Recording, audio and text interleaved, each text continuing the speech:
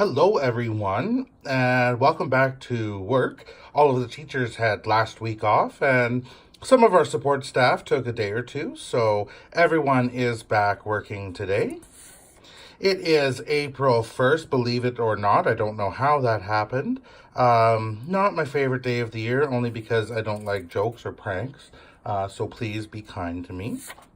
I just want to let everyone know I had a fantastic vacation. I actually got to go to Cuba with Neil. We had a great time, lots of time on the beach, lots of time together. I think it was just what needed to be recharged because it's a busy few months coming up. April, May, June, realistically our busiest time of the year. We've got lots going on. Exams, diplomas, report cards, getting ready for summer school, and a lot of planning for next year. And so it is a busy time, and make sure you still take care of yourself and that you're kind to yourself and others. Today, April 1st, is Gail Williamson's very last day. So we are having a little bit of a celebration for her. Hopefully you got the invitation, you're able to come to that and say your goodbyes to Gail. Gail has worked at CBE Learn since near the beginning. She's had a lot of experience working with us. She'd also worked at Chinook, so we're fortunate there's some people from Chinook in the building who are going to be able to come and say that we will miss you, Gail, and thank you for all of your work. This week, we are in the thick of diploma exams for April. We offer the exams for all of the students across the whole city. Today, right now, we've got about 30 kids writing English 30-1 and 30-2. And thank you very much to Ken and Angela, Donna Mae, and Aaron for getting everything set up and working. The topic for English 30-1 is a lot around generosity, which I think is a very interesting concept. It also talks about choice.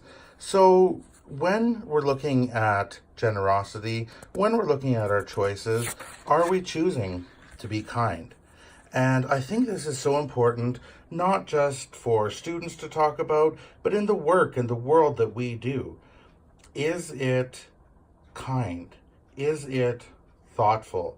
Is it necessary? If you ask yourself those questions before any interaction, I guarantee it will have a more positive outcome. When given the choice between being right or being kind, choose kind.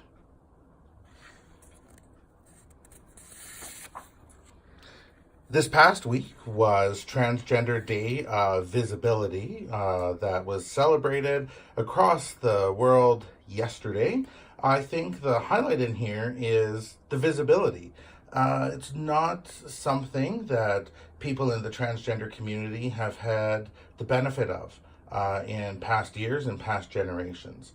I believe that the concepts, the development of transgender people, gender fluid, have existed as long as people have existed. But it's only been recently we've had the right words and the right terminology and the right culture to be really experience and look at that. So to all of our transgender family, friends, colleagues, students, we see you and we see how important you are. Your contributions are important, your voice is important, and you're important. Now, part of that recognition really is using appropriate pronouns. It's something that we've talked about, but I do like to highlight again. In many cases, there are students that identify gender neutral, gender binary, somewhere off the scale, somewhere at a different end of the scale. I, as an English teacher, enjoy the singular they.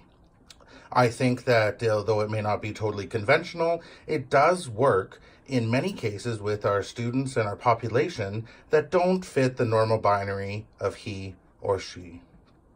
It's something to be aware of, it's something to be respected, and it's a way you can show kindness to someone else.